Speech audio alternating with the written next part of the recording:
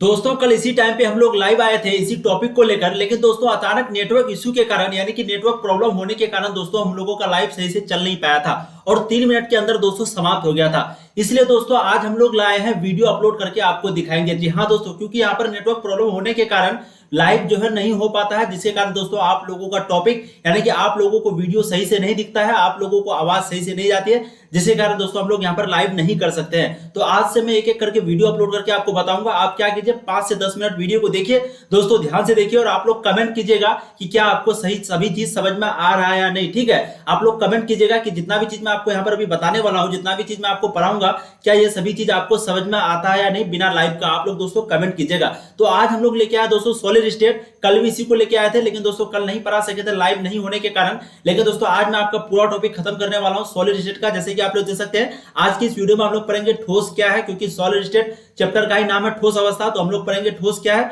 उसका डेफिनेशन, उसका प्रकार, उसके बाद फिर क्रिस्टलीय तथा अक्रिस्टलीय ठोसों में अंतर। उसके बाद दोस्तों और एक टॉपिक पढ़ेंगे जो कि मैं आपको वीडियो के अंत में पता चल जाएगा। तो चलिए दोस्तों वीडियो को शुरू करते हैं बिना देर किए हुए। तो सबसे पहला बात करते हैं ठोस की परिभाषा यानी कि व्हाट इज सॉलिड। दोस्तों अगर आप लोग इस फिगर को, जैसे कि आप लोग यहाँ पर देख पा रहे होंगे, अगर इस फिगर को आप समझ जाते हैं तो दोस्तों आपको सॉलिड स्टेट का जो चैप्टर है यानी कि क्लास 12 केमिस्ट्री का सॉलिड स्टेट का जो चैप्टर है दोस्तों आपको पूरा कॉन्सेप्ट क्लियर हो जाएगा। जी हाँ दोस्तों, आपका ऑब्जेक्टिव जो है ऐसे ही क्लियर हो जाएगा, बस आप थोड़ा सा ध्यान से इसको देखिएगा। तो दोस्तों जैसे कि मैं यहाँ पर फिगर लिया हूं, ये क्या है, कोई रेक्टेंगुलर है। ठीक है, कोई रेक्टेंगुलर है, इसको आप लोग कुछ देर के लिए मान सकते हैं माचिस का बॉक्स या फिर दोस्तों मिठाई का डब्बा, इसको मान सकते हैं। ठीक है, मिठाई के डब्बे के अंदर, चलिए हम लोग यहाँ पर मान लेते हैं ये क्या है, मिठाई का डब्बा है। और दोस्तों मिठाई के डब्बे के अंदर रसगुल्ला होता है, जैसे कि आप लोग देख सकते हैं 1 2 3 यहाँ पर जो है टोटल 9 रसगुल्ला रखा हुआ है। अब दोस्तों यहाँ पर जो ठोस का मेन कॉन्सेप्ट क्या है, तो ठोस का दोस्तों मेन कॉन्सेप्ट है एक डब्बा होगा, एक डब्बा होगा जिसका आकार जो है बिल्कुल निश्चित होगा।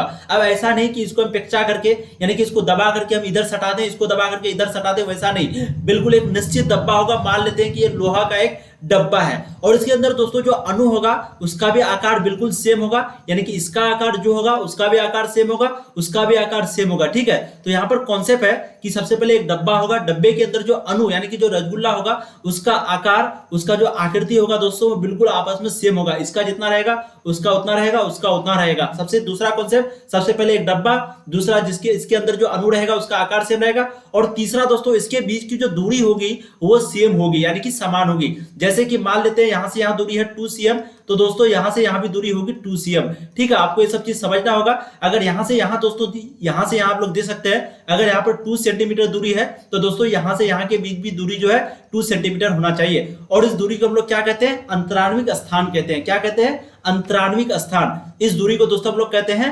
अंतराण्विक स्थान। आप लोग जैसे कि यहां पर देख सकते हैं अंतराण्विक स्थान, माफ करना मैं गलत लिखा हूं यहां पर, लेकिन इसको आप लोग समझ सकते हैं। इस दूरी को हम लोग क्या कहते हैं, अंतराण्विक स्थान, यानी कि दो अणुओं के बीच की दूरी को हम लोग कहते हैं अंतराण्विक स्थान। और दोस्तों ये क्या है, अणु, आयन और एक चीज होता है, एक परमाणु। ठीक है, तो अणु, परमाणु और आयन।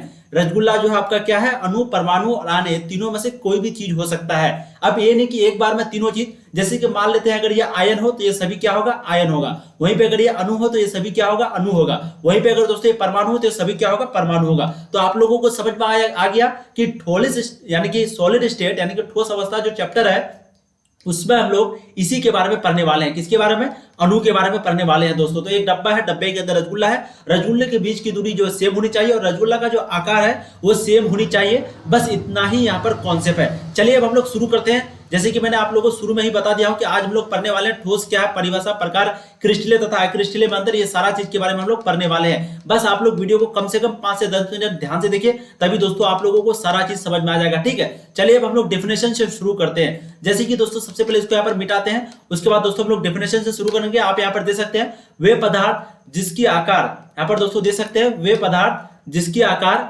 निश्चित हो।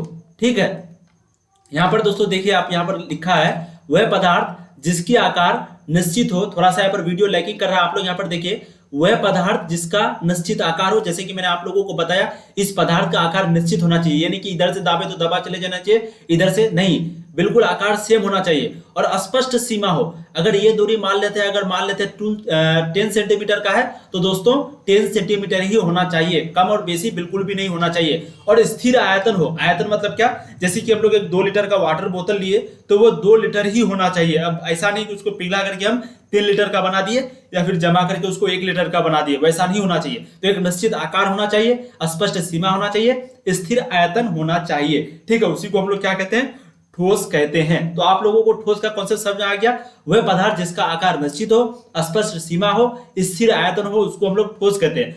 ठोस पदार्थों में जो है उच्च यंग मापांक और अपरूपता मापांक होते हैं। आप लोग को क्या करना, कॉपी कलम लेकर के बैठना दोस्तों, ज्यादा टाइम नहीं है। अभी आप लोगों को लग रहा होगा कि 2022 में काफी टाइम है, उसी तरह पिछले बार भी 2021 वाले छात्र भी यही सोच रहा था कि काफी टाइम है, शायद एग्जाम नहीं होगा, कैंसिल होगा, ये होगा वो होगा, जिसके कारण वो सही से नहीं पढ़ा और दोस्तों उसका रिजल्ट जो है ज्यादा अच्छा नहीं आया। आप लोगों को अभी से तैयारी शुरू कर देनी है। अगर आप लोग शुरू नहीं किए हैं तो आप लोग कॉपी वगैरह खरीद लीजिए और तैयारी शुरू कर दीजिए दोस्तों। टाइम कब निकल जाएगा आपको पता भी नहीं चलेगा। मात्र 10 महीना है और 10 महीना दोस्तों आपको जम के पढ़ना है, क्योंकि 12 का सिलेबस काफी ज्यादा बड़ा है। आपको चल पे सभी सब्जेक्ट यानी कि आईएससी का जो मेनली 4 सब्जेक्ट है दोस्तों उसको कंप्लीट किया जाएगा।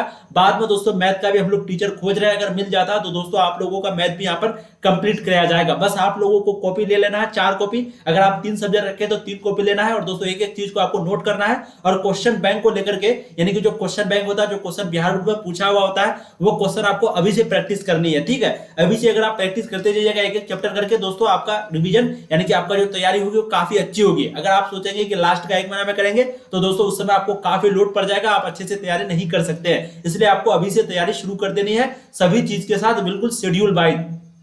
तो चलिए दोस्तों यहाँ पर हम लोग ठोस के बारे में पढ़ते हैं। तो निश्चित आकार होना चाहिए, स्पष्ट सीमा होना चाहिए और स्थिर आयतन होना चाहिए। आप लोग जो ये सबको नोट भी करते जाइएगा, ठीक है। और दोस्तों एक चीज बता देते हैं, ठोस का जो द्रव्यमान होता है वो उच्च होता है और क्वथनांक भी जो है उच्च होता है, ठीक है। द्रव्यमान वो काफी ज्यादा होता है, किससे ज्यादा होता है, द्रव यानी कि मटेरियल और गैस, ये दोनों से जो है ठोस का द्रव्यमान ज्यादा होता है। जैसे कि आप लोग को मालूम होगा, एक फिगर से थोड़ा सा आप लोग को यहाँ पर बता देते, थोड़ा आप लोग टाइम दीजिए। जैसे कि ये फिगर है, तो दोस्तों अगर यहाँ पर द्रव होता तो द्रव का अणु जो है इतना दूरी पर होता है, ठीक है। वहीं पे अगर दोस्तों यहाँ पर गैस होता तो गैस का जो दूरी है दोस्तों इतना है, यानी कि गैस के बीच का जो अणु के, गैस के बीच के अणु के बीच के, ठीक है, गैस का जो अणु होता है उसके बीच के जो अंतराणविक स्थान होता है दोस्तों ये काफी ज्यादा बड़ा होता है। और वहीं पे द्रव में जो है थोड़ा कम होता है और सॉलिड में दोस्तों बहुत कम होता है, मतलब होता ही नहीं है, सॉलिड में बिल्कुल सटा हुआ होता है, ठीक है।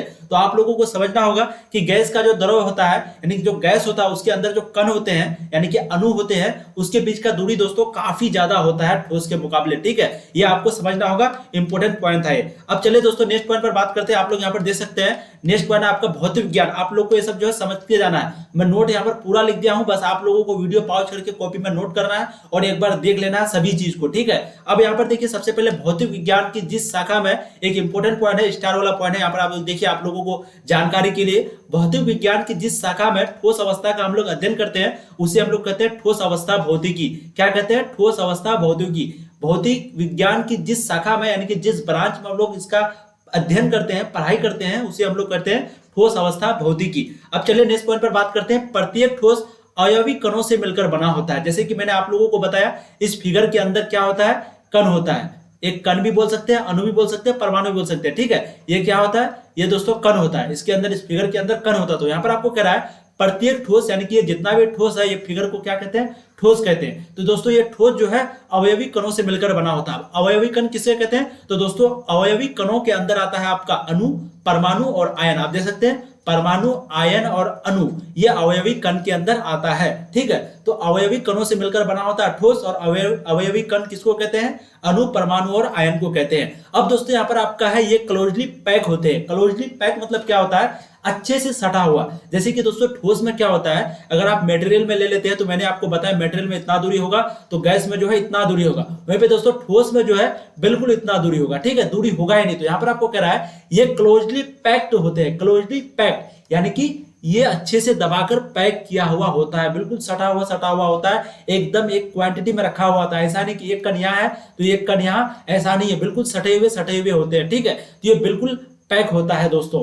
अब यहाँ पर आप देखिए, ये क्लोजली पैक होता है, जिसको हम लोग क्या कहते हैं, क्लोजली पैक को साइंस की भाषा में निबिड संकुलित होते हैं, यानी निबिड संकुलित कहते हैं। और वहीं पे असंपीडीय होते हैं, जिसको हम लोग कठोर कहते हैं। दोस्तों देखिए, जैसे भी आप लोग का परीक्षा होता है वहां पर आपको कहता है विद्यार्थी अपने शब्दों में लिखे, ठीक है। तो यहाँ पर मैं साइंस का लैंग्वेज लिख दिया ताकि आप लोगों को कंफ्यूज नहीं होना है। अगर कभी ये आ जाए आपका एग्जाम में तो आप लोगों को समझ में आ जाना चाहिए कि निबिड़ संकुलित मतलब होता है क्लोजली पैक्ड, और असंपीडीय मतलब होता है कठोर, ठीक है।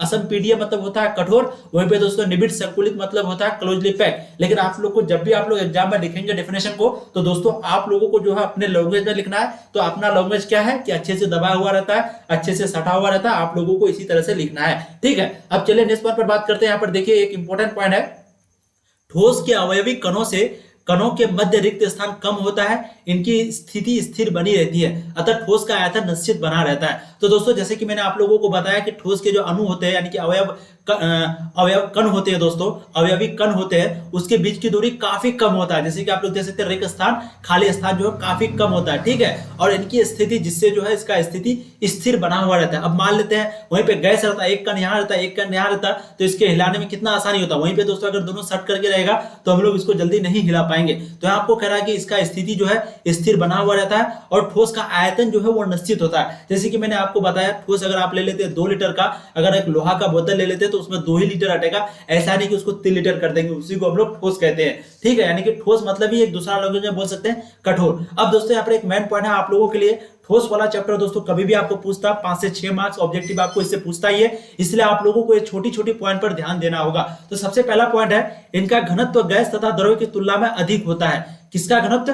ठोस का घनत्व। ठोस का जो घनत्व है वो गैस और द्रव यानी कि मटेरियल और गैस के अपेक्षा में बहुत ज्यादा होता है दोस्तों। जैसे कि मैंने आप लोगों को बताया, क्योंकि दोस्तों देखिए यहाँ पर बिल्कुल सटा हुआ है, ठीक है, तो इसका घनत्व जो है काफी अधिक होता है, जिसके कारण ये टूटता नहीं है जल्दी, ठीक है। जिसको हम लोग दोस्तों घनत्व मतलब यहाँ पर D बराबर m/v, हम लोग फॉर्मूला जानते हैं, डेंसिटी बराबर क्या होता है m/v, यानी कि mass upon volume, mass upon volume. D बराबर डेंसिटी, m बराबर मास और v मतलब वॉल्यूम, ठीक है। वॉल्यूम मतलब आयतन, m मतलब मास, और यहाँ पर दोस्तों D मतलब आपका डेंसिटी यानी कि घनत्व है। यहाँ पर फॉर्मूला आप लोगों को आना चाहिए, और वैसे भी चौथा चैप्टर में, तीसरा चैप्टर में भी और दूसरा चैप्टर में भी इस फॉर्मूला का काफी इंपोर्टेंस है। दूसरा चैप्टर यानी कि इसके बाद का जो केमिस्ट्री का चैप्टर है उसमें काफी इंपोर्टेंस है इस फॉर्मूला का।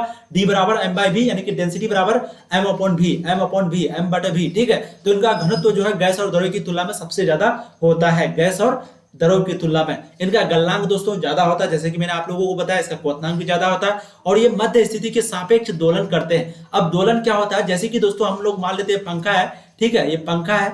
अब दोस्तों ये पंखा घूम रहा है, ये पंखा ऐसे करके घूम रहा है, घूम रहा है, घूम रहा है। तो दोस्तों यहाँ पर ये क्या कर रहा है? अगर मान लेते हैं ये कोई लोहा है, ठीक है, जब ये दोलन करेगा या ऐसे ऐसे करके दोस्तों घूमेगा तो यहाँ पर क्या होगा?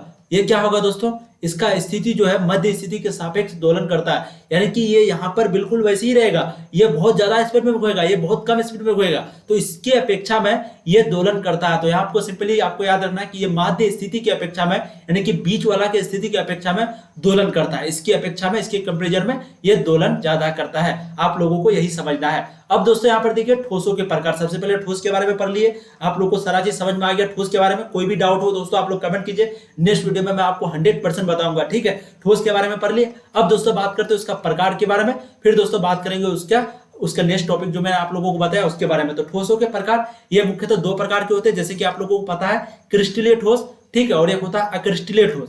क्रिस्टल ठोस, क्रिस्टल सॉलिड, अक्रिस्टलीय ठोस यानी कि non crystal solid. Non crystal solid इसको हम लोग इंग्लिश में कहते हैं। तो ठोस के 2 प्रकार होते हैं, क्रिस्टलीय ठोस और अक्रिस्टलीय ठोस। आपको यहीं पे याद हो जाना। अब देखिए क्रिस्टलीय ठोस क्या होता है, अक्रिस्टलीय ठोस क्या होता है। दोस्तों आप लोगों के एग्जाम में कभी कभी 5 मार्क्स का आ जाएगा, 5 मार्क्स का दोस्तों कितना नंबर का? 5 मार्क्स से आ जाएगा, और वहां पर आपको दोस्तों पूछ लेगा कि ठोस क्रिस्टल और अक्रिस्टल में, क्रिस्टल और अक्रिस्टल में अंतर दे। 5 पॉइंट आपको वहां पर लिखना पड़ेगा, और कभी कभी 2 मार्क्स में आपको मात्र क्रिस्टल या फिर नॉन क्रिस्टल का पूछ लेगा, और ये लगभग हर बार पूछता है ऑब्जेक्टिव में। सब्जेक्टिव में भले ही ना पूछे लेकिन ऑब्जेक्टिव में तो पूछता ही है, इसलिए आप लोगों को ध्यान से समझना है। ठोसों के प्रकार दोस्तों, ठोस 2 प्रकार के होते हैं, एक होता है क्रिस्टलीय ठोस और एक होता है दोस्तों अक्रिस्टलीय ठोस। सबसे पहले हम लोग जानते हैं क्रिस्टल ठोस के गुण, यानी कि क्रिस्टल ठोस क्या होता है। उसके बाद दोस्तों फिर हम लोग बात करेंगे अक्रिस्टलीय ठोस के बारे में। दोस्तों जैसे कि आप लोग यहाँ पर देखिए क्रिस्टलीय ठोस के गुण, प्रॉपर्टीज ऑफ क्रिस्टलाइन सॉलिड्स। तो क्रिस्टलीय ठोस का गुण हम लोग पढ़ते हैं। क्रिस्टलीय ठोस का गुण जो दोस्तों वो काफी अधिक होता है। सबसे पहले तो निश्चित होता है, गलनांक जो है वो निश्चित होता है, ठीक है। तो क्रिस्टलीय ठोस का मेल्टिंग पॉइंट जिसको हम लोग क्या बोलते हैं? गलनांक। इंग्लिश हिंदी में दोस्तों मैं यहाँ पर इसलिए लिखा हूं ताकि आप लोगों को जल्दी समझ में आए, ठीक है। इसलिए दोस्तों थोड़ा सा मेहनत लगता है आप लोगों के पीछे, लेकिन आप लोगों को अच्छे से अभी से तैयारी करना है और वीडियो को दोस्तों शेयर जरूर करना है अपने दोस्तों को, ताकि जो भी आपके दोस्त नहीं पढ़ पा रहे हैं वो इससे अच्छे से उसको हेल्प मिल जाए, वो अच्छे से पढ़ ले। और दोस्तों अगर आप वीडियो को शेयर करते हैं अपने दोस्तों को तो वो पढ़ने लगेगा दोस्तों, जिससे कि आप भी पढ़ने लगेंगे और आप दोनों के बीच में कंपटीशन बढ़ेगा और पढ़ने में भी आप लोगों को मजा आएगा। ठीक है, बस आपको वीडियो को शेयर कर देना है। आप लोगों के लिए इतना मेहनत करते हैं दोस्तों, बस आपको क्या करना है, वीडियो को थोड़ा सा शेयर कर देना है। तो दोस्तों यहाँ पर आप देखिए क्रिस्टलीय ठोस का जो मेल्टिंग पॉइंट होता है वो निश्चित होता है, यानी कि गलनांक जो होता है क्रिस्टलीय ठोस का वो निश्चित होता है, वहीं पे दोस्तों अक्रिस्टलीय ठोस का निश्चित नहीं होता है। ठीक है, अब यहाँ पर देखिए क्रिस्टलीय ठोस एनाइसोट्रोपिक, जिसको हम लोग क्या कहते हैं, विषमदैशिक। तो क्रिस्टलीय ठोस जो है वो एनाइसोट्रोपिक होते हैं, यानी कि क्रिस्टलीय ठोस को हम लोग एनाइसोट्रोपिक भी कह सकते हैं, जिसको हम लोग हिंदी में कहते हैं विषमदैशिक। विषमदैशिक वैसे भी कभी भी ऑप्शन में आपका आ जाए तो दोनों आएगा, इंग्लिश भी और हिंदी भी। ठीक है, तो आप लोग को जो इजी लग रहा है, वैसे तो एनाइसोट्रोपिक सुनने में ज्यादा अच्छा लग रहा है, लेकिन आप लोग को याद रखना है विषमदैशिक। तो क्रिस्टलीय ठोस जो है वो विषमदैशिक होता है, अर्थात उनके कुछ फिजिकल प्रॉपर्टीज, भौतिक गुण तथा इलेक्ट्रिकल रेसिस्टेंस, विद्युत प्रतिरोधकता, रिफ्रैक्टिव इंडेक्स यानी कि अपवर्तनांक आदि भिन्न भिन्न दशाओं में भिन्न भिन्न होते हैं। ऐसे भिन्न भिन्न दिशाओं में क्रिस्टलीय ठोस के अलग अलग व्यवस्था के कारण होता है। तो दोस्तों यहाँ आपको सिंपली कह रहा है कि इनका जो ये जो है एनाइसोट्रोपिक होता है। क्यों होता है? अगर आपको पूछ ले कि क्रिस्टलीय ठोस एनाइसोट्रोपिक क्यों होता है, अगर आपको एक क्वेश्चन पूछ ले तो वहां आपको यही जवाब देना होगा, क्योंकि उनके कुछ फिजिकल प्रॉपर्टीज यानी कि भौतिक गुण अर्थात विद्युत प्रतिरोध तथा भौतिक गुण तथा विद्युत, ये क्या है, विद्युत है। ठीक है, ये विद्युत है। आप लोग को दाव ऐसे लिखना है, यहाँ पर कंप्यूटर में दाव ऐसे नहीं लिखा जाता है, लेकिन ये विद्युत है। ठीक है, तो यहाँ पर आपको कह रहा है कि भौतिक गुण, क्योंकि क्रिस्टलीय ठोस एनाइसोट्रोपिक यानी कि विषमदैशिक होते हैं, क्योंकि उनका भौतिक गुण विद्युत प्रतिरोधकता अर्थात अपवर्तनांक ये अलग अलग दिशाओं में अलग होते हैं। यानी कि अगर इस लोकेशन में यहाँ पर अगर अलग है तो यहाँ पर अलग हो जाता है, यहाँ पर अलग हो जाता है। ठीक है, तो अलग अलग दिशाओं में अलग अलग होता है, जिसके कारण इसका ठोस जो है अलग अलग व्यवस्था के कारण ये क्यों होता है, ठोस के अलग व्यवस्था के कारण। यानी कि यहाँ ठोस अगर अलग होगा, यहाँ ठोस अलग होगा, जिसके कारण दोस्तों इसका गुण अलग होता है, जिसके कारण इसको हम लोग क्रिस्टलीय ठोस कहते हैं। तो आप लोग को कभी भी क्वेश्चन पूछ दे तो आप लोग को सिंपली, क्योंकि ये क्वेश्चन जब भी पूछेगा 2 नंबर में ही पूछेगा, आप लोग को सिंपली जवाब देना है, क्योंकि उसका भौतिक गुण, उसका विद्युत प्रतिरोधकता और अपवर्तनांक अलग अलग जगह में या फिर अलग अलग स्थान में अलग अलग होता है, जिसके कारण ऐसा भिन्न भिन्न इसलिए होता है क्योंकि उसका दिशा जो है क्रिस्टलीय ठोस का दिशा अलग अलग व्यवस्था के कारण होता है। तो आप लोग को बिल्कुल ये डेफिनेशन देख लेना, अच्छा से समझ लेना है, फिर आप लोगों को सारा चीज समझ में आ जाएगा। अब तीसरा पॉइंट देखिए, यहाँ पर कह रहा है क्रिस्टलीय ठोस को तेज धार वाले औजार से काटने पर इनके 2 भागों में विभिन्न टुकड़ों की सतह सपाट तथा चिकनी होते हैं।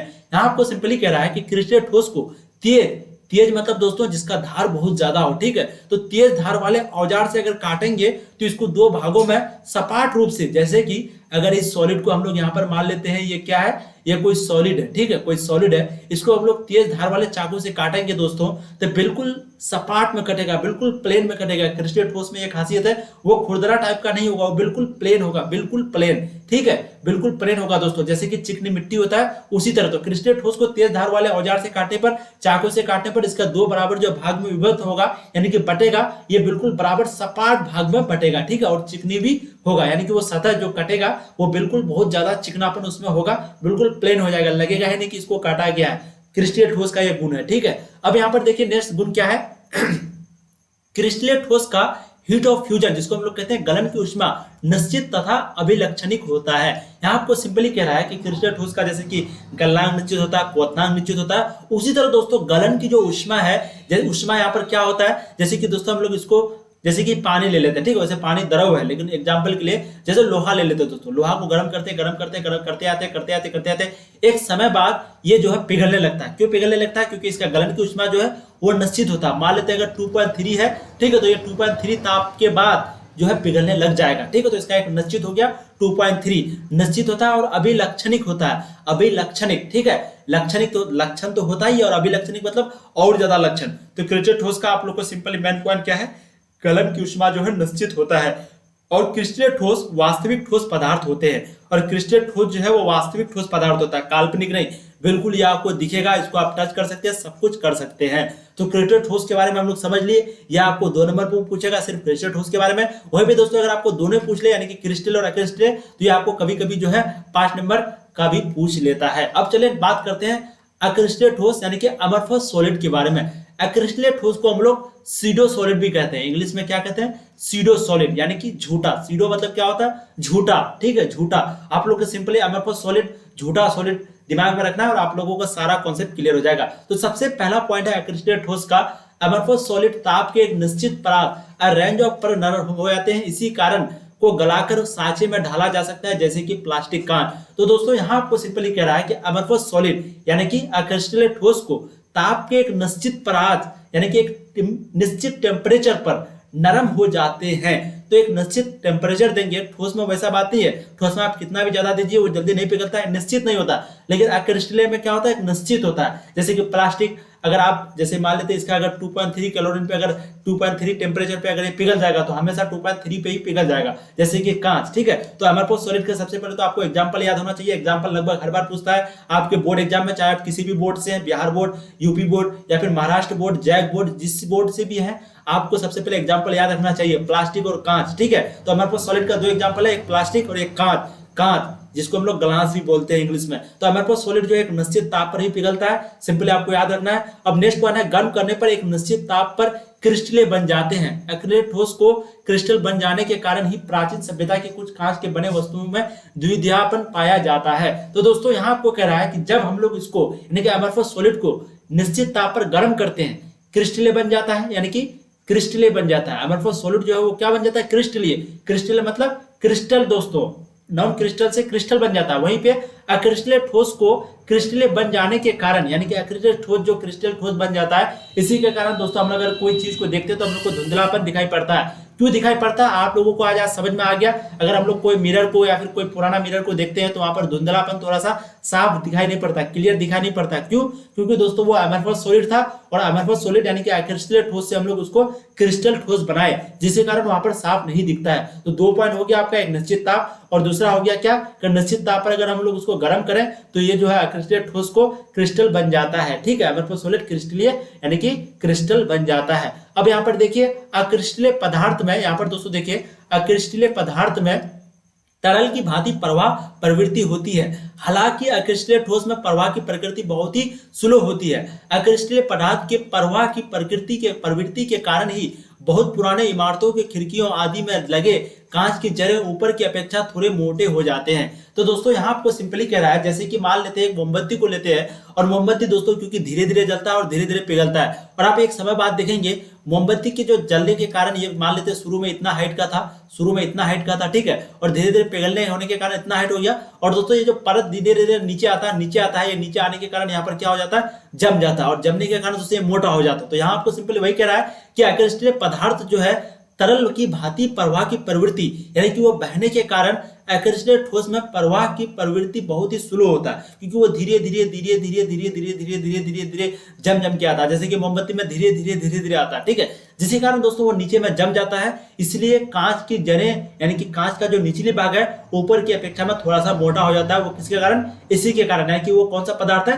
अक्रिस्टलीय ठोस पदार्थ है। तो आप लोगों को बिल्कुल एग्जाम्पल के साथ, बिल्कुल स्वभाव के साथ आप लोगों को समझाया जा रहा है। आप लोगों को अगर समझ में आ रहा है तो दोस्तों एक बार कमेंट जरूर कर दीजिएगा, ठीक है। वीडियो को कम से कम 5 से 10 मिनट 20 मिनट देखिएगा, तभी फिर आप लोगों को समझ में आएगा कि कितना इंपॉर्टेंट है ये टॉपिक आप लोगों के लिए। अब यहाँ पर देखिए अक्रिस्टलीय ठोस की प्रकृति आइसोट्रोपिक यानी कि समदैशिक होती है। वो क्या था दोस्तों? वो था एनाइसोट्रोपिक और यह है आइसोट्रोपिक। तो अक्रिस्टलीय ठोस की प्रकृति जो है वो आइसोट्रोपिक होती है, क्योंकि उनमें दीर्घ परासी व्यवस्था यानी कि लॉन्ग रेंज ऑर्डर नहीं होती है, तथा सभी दिशाओं में इरेगुलर अनियमित अरेंजमेंट विन्यास होता है। हम यहाँ पर इंग्लिश भी लिख दिए हैं, हिंदी भी लिख दिया है। अब अरेंजमेंट मतलब आपको तुरंत समझ में आ गया होगा, लेकिन विन्यास जल्दी समझ में नहीं आएगा। वहीं पे इरेगुलर आपको तुरंत समझ में आ गया, ठीक है। इरेगुलर मतलब क्या कि यहाँ पर अगर छोटा है तो यहाँ पर बहुत ज्यादा बड़ा है, फिर यहाँ पर छोटा है, तो इसको कहते हैं इरेगुलर। और रेगुलर मतलब क्या? अगर यहाँ छोटा है फिर थोड़ा सा बड़ा, फिर थोड़ा सा बड़ा, फिर थोड़ा बड़ा करके बड़ा हो जाएगा। तो यहाँ पर आपको इंग्लिश हिंदी में इसीलिए मैं टाइप किया हूं ताकि आप लोगों को समझ में ज्यादा आए।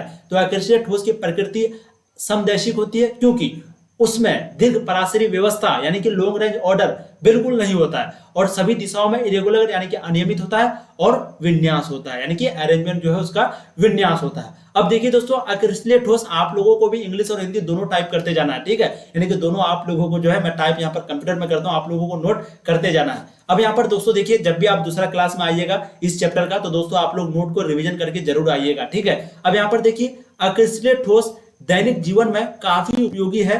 यथा सिलिकॉन जो कि एक अक्रिस्टलीय ठोस है, सूर्य के प्रकाश के विद्युत रूपांतरण करने के लिए उपलब्ध श्रेष्ठतम फोटोवोल्टेनिक पदार्थ है। तो दोस्तों यहाँ आपको कह रहा है कि अक्रिस्टलीय ठोस यानी कि दैनिक जीवन में इसका काफी उपयोग है। यानी कि तथा सिलिकॉन जो कि एक अक्रिस्टलीय ठोस है, सूर्य के प्रकाश के एक विद्युत रूपांतरण करने के लिए उपलब्ध श्रेष्ठतम फोटोवोल्टेनिक है। हम लोग इसके बारे में लास्ट वाला चैप्टर जो सिलिकॉन चैप्टर एक आता है, ठीक है, सेमीकंडक्टर के बारे में हम लोग पढ़ते हैं, वहां पर इसके बारे में डिटेल में जानेंगे। यहाँ सिर्फ आप लोग समझ लीजिए कि अक्रिस्टलीय ठोस दैनिक जीवन में काफी उपयोगी है और सिलिकॉन जो होता है वो एक अक्रिस्टलीय ठोस होता है। सिलिकॉन क्या होता है? नॉन क्रिस्टल, और सूर्य के प्रकाश में ये विद्युत रूपांतरण करने के लिए उपलब्ध है। जैसे कि दोस्तों आप लोगों को मालूम होगा सोलर में सिलिकॉन का उपयोग किया जाता है, सोलर में जो है सिलिकॉन का उपयोग किया जाता है ताकि वो जो है सूर्य का प्रकाश को रूपांतरण करके हम लोगों को अलग बैटरी को चार्ज देता है, ठीक है, बैटरी को जो चार्ज देता है सूर्य का प्रकाश को बदल के रासायनिक ऊर्जा में कन्वर्ट कर देता है। तो ये किसका काम होता है? सिलिकॉन का काम होता है, ठीक है। तो वही आपको कह रहा है कि सूर्य के प्रकाश के विद्युत रूपांतरण करने के लिए उपलब्ध श्रेष्ठतम फोटोवोल्टेनिक पदार्थ है। अब चलिए दोस्तों नेक्स्ट यहाँ पर देखिए क्रिस्टलीय ठोस तथा अक्रिस्टलीय ठोसों में अंतर। जैसे कि दोस्तों ये काफी इंपॉर्टेंट है, वैसे तो जितना टॉपिक मैं आपको पढ़ाऊंगा सभी इंपॉर्टेंट होगा आप लोगों के लिए, लेकिन दोस्तों ये काफी इंपॉर्टेंट है, ठीक है, ये आपका एग्जाम के लिए काफी इंपॉर्टेंट है। तो क्रिस्टलीय ठोस तथा अक्रिस्टलीय ठोसों में अंतर, तो सबसे पहले देखेंगे गुण। यहाँ पर आप गुण दे सकते हैं, यहाँ पर क्रिस्टलाइन यानी कि क्रिस्टलीय, और यहाँ पर दोस्तों अक्रिस्टलीय यानी कि नॉन क्रिस्टलाइन। तो यहाँ पर दोनों पॉइंट दिया हुआ है, एक एक करके सभी पॉइंट को जानेंगे। तो सबसे पहले ज्यामितीय आकार, क्रिस्टल का जो ज्यामितीय आकार है, क्रिस्टल का जो ज्यामितीय आकार है वो क्या होता है? इनका ज्यामितीय आकार निश्चित होता है। इसका जो क्रिस्टल का जो ज्यामितीय आकार है वो क्या होता है? निश्चित होता है। वहीं पे अक्रिस्टल का यानी कि नॉन क्रिस्टलाइन का निश्चित नहीं होता है, यानी कि अनिश्चित होता है। इसका आकार निश्चित, क्रिस्टल का निश्चित, अक्रिस्टल का अनिश्चित। वहीं पे अवयवी कण की व्यवस्था, अवयवी कण किसको कहते हैं? परमाणु, आयन और अणु को अवयवी कण कहते हैं। तो अवयवी कणों की व्यवस्था जो है पराशरी व्यवस्था होती है, और यहाँ पर पराशरी व्यवस्था होती है। तो दोनों जगह दोस्तों सेम होता है, यहाँ पर भी पराशरी व्यवस्था होती है और यहाँ पर भी पराशरी व्यवस्था होती है। क्या है? अवयवी कणों की व्यवस्था। अब नेक्स्ट पॉइंट है प्रकृति। ये वास्तविक ठोस है, ये क्या है? वास्तविक ठोस है, काल्पनिक नहीं। ये क्या है? वास्तविक ठोस है। और ये दोस्तों क्या है आपका? ये आभासी ठोस है, जिसको हम लोग आभासी भी बोलेंगे या फिर काल्पनिक भी बोलेंगे। अतिशिथित द्रव है, अर्थात द्रवों के भांति बहने वाले। तो दोस्तों आपको सिंपल याद रखना है, इसका जो नेचर होता है वास्तविक होता है और ये जो है काल्पनिक होता है, ठीक है, यानी कि इमेजिनेशन होता है। अब यहाँ पर देखिए इसका गलनांक के बारे में है। तो इसका गलनांक जो निश्चित होता है, यानी कि क्रिस्टलाइन का गलनांक निश्चित होता है, और वहीं पे दोस्तों नॉन क्रिस्टलाइन यानी कि अक्रिस्टलीय का गलनांक जो है वो निश्चित नहीं होता है। ये ताप पर, कोई भी ताप पर पिघलने लगता है, थोड़ा भी ताप हो जाए, कभी ज्यादा ताप हो जाए, लेकिन इसका गलनांक एक निश्चित होता है। अगर इसको टेम्परेचर चाहिए 273 केल्विन का, तो ये 273 केल्विन के बाद ही पिघलेगा, यानी कि इसका गलनांक गलेगा, ठीक है। तो यहाँ पर इसका जो है गलनांक निश्चित होता है क्रिस्टलाइन का, और वहीं पे नॉन क्रिस्टलाइन का निश्चित नहीं होता है। अब यहाँ पर दोस्तों नेक्स्ट पॉइंट देखिए गलन की उष्मा, गलन उष्मा निश्चित होती है, वहीं पे दोस्तों गलन उष्मा निश्चित नहीं होती है। तो गलन उष्मा जो इसका निश्चित होता है किसका? क्रिस्टलाइन का, और इसका निश्चित नहीं होता नॉन क्रिस्टलाइन का, यानी कि अक्रिस्टलीय का निश्चित नहीं होता। और विदलन गुण जो कि मैंने आप लोगों को बताया, तेज धार वाले औजार से काटने पर ये सपाट होता है, बिल्कुल प्लेन हो जाता है। अगर हम लोग इसको 20 से काटेंगे तो यहाँ पर ये बिल्कुल बराबर भाग हो जाएगा। वहीं पे दोस्तों अगर इसको हम लोग काटेंगे तो दोस्तों यहाँ पर जो खुरदरा टाइप का हो जाएगा, ठीक है। इसको काटेंगे, ये अगर 2 भाग में बटेगा, एक भाग इधर एक भाग इधर, तो दोस्तों यहाँ पर जो ये खुरदरा टाइप का बनेगा। लेकिन वहीं पे दोस्तों अगर इसको हम लोग क्रिस्टलाइन सॉलिड होता तो यहाँ पर ये बिल्कुल प्लेन हो जाता है, यानी कि बराबर हो जाता है, ठीक है। तो विदलन गुण जो है इसका अलग अलग हो जाता है। अब लास्ट पॉइंट पर बात करते हैं, जिसको यहाँ पर हम लोग कह सकते हैं तेज धार वाले काटने पर ये सपाट होता है और वह चिकनी सतह वाले 2 भागों में विभक्त हो जाता है, और 2 भाग में विभक्त यानी कि बढ़ जाता है चिकनी सतह वाले।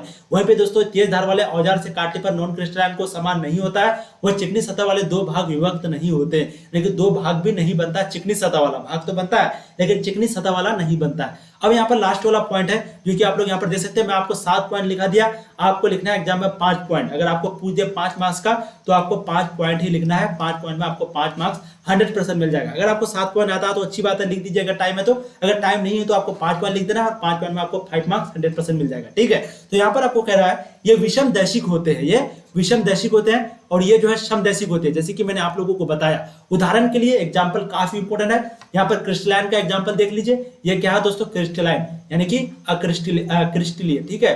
हम लोग यहाँ पर हिंदी में लिख देते हैं क्रिस्टलीय। ये क्या है दोस्तों? क्रिस्टलीय। और यहाँ पर ये क्या है? अक्रिस्टलीय। ये दोस्तों आपका है अक्रिस्टलीय और ये दोस्तों आपका है क्रिस्टलीय, ठीक है। तो ये है क्रिस्टलीय और ये है क्रिस्टलीय। अब क्रिस्टलीय यानी कि क्रिस्टलाइन का एग्जांपल है पोटेशियम, नाइट्रेट, बेंजोइक अम्ल, कॉपर, चांदी, लोहा, सोना, नैप्थलीन, क्वार्ट्ज, और वहीं पे दोस्तों यहाँ पर आ जाता है आपका क्वार्ट्ज ग्लास, ठीक है। तो समदैशिक में आ जाता है आपका क्वार्ट्ज ग्लास। तो उदाहरण के लिए देखिए, कांच जिसको हम लोग इंग्लिश में ग्लास भी बोलते हैं, लकड़ी रबर पीवीसी जिसको हम लोग क्या बोलते हैं पॉलीविनाइल क्लोराइड, पीवीसी को पॉलीविनाइल क्लोराइड, यह आपका ऑर्गेनिक केमिस्ट्री में आएगा, आप लोग को टेंशन नहीं लेना, बस आप लोग को नाम याद रखना है कि क्रिस्टलाइन सॉलिड में आता है पोटेशियम नाइट्रेट। दोस्तों ये ऑब्जेक्टिव में लगभग हर बार पूछता है 2 मार्क्स का, आप लोग को अभी स्क्रीनशॉट ले लीजिए, आप लोग को अभी से रटना है, ठीक है। तो दोस्तों क्रिस्टलाइन के अंदर आता है आपका पोटेशियम नाइट्रेट, बेंजोइक अम्ल, कॉपर, चांदी, लोहा, सोना, नेप्थलीन, क्वार्ट्ज। जो इंपोर्टेंट है आपका क्वार्ट्ज कभी कभी पूछता है, कभी चांदी, कभी कॉपर, कभी सोना, कभी दोस्तों बस इतना ही। और यहाँ पर दोस्तों आपका कांच पूछता है, लकड़ी पूछता है, रबर भी पूछता है, पीवीसी यानी कि पॉलीविनाइल भी पूछता है, और ये आपका रेशा कांच भी पूछता है। तो आप लोग एग्जाम्पल देख ले, टेफ्लॉन फाइबर, रेशा कांच, पॉलीविनाइल जिसको हम लोग शॉर्ट फॉर्म में पीवीसी कहते हैं, कभी कभी एग्जाम में पीवीसी डायरेक्ट आ जाता है, फिर कभी कभी पूरा नाम आ जाता है पॉलीविनाइल, आपको दोनों ध्यान में रखना है। तो ये है नॉन क्रिस्टलाइन का एग्जांपल, ये है क्रिस्टलाइन का एग्जांपल, ठीक है। अब दोस्तों ये था आज का दिन। अब दोस्तों सेकंड डे हम लोग पढ़ेंगे क्रिस्टलेट ठोसों का वर्गीकरण। आप लोग देख सकते हैं क्लासिफिकेशन ऑफ, यहाँ पर दोस्तों देख सकते हैं सारा चीज हम लोग पढ़ेंगे कल, ठीक है। तो यहाँ पर देखिए क्रिस्टलेट ठोसों का वर्गीकरण पढ़ेंगे, उसके बाद फिर आणविक ठोस, मोलिकुलर ठोस, अगुरे ठोस, और दोस्तों 4 दिन के अंदर ये ठोस चैप्टर आपका कंप्लीट हो जाएगा। इससे लगभग 6 मार्क्स का पूछा जाता है, 6-7 मार्क्स का। वहीं पे दोस्तों अगर आप उस चैप्टर का बात करेंगे, यानी कि इसके बाद का जो चैप्टर आता है जो कि काफी इंपोर्टेंट चैप्टर है, सॉल्यूशन, काफी इंपोर्टेंट दोस्तों। इस चैप्टर से लगभग आपका 6 से 7 मार्क्स इससे भी पूछता है, लेकिन इससे 100% पूछता है। इससे क्या होता है, इस चैप्टर से यानी कि सॉलिड स्टेट से कभी कभी पूछता है, लेकिन इस चैप्टर सॉल्यूशन से आपका लगभग पूछता ही है। तो इस चैप्टर के बाद हम लोग उसको पढ़ेंगे, ठीक है। आप लोग को क्या करना है, बस अभी से लग जाना अपने पढ़ाई में, और दोस्तों आप लोग को अभी से पढ़ना है। तो दोस्तों आज हम लोग पढ़े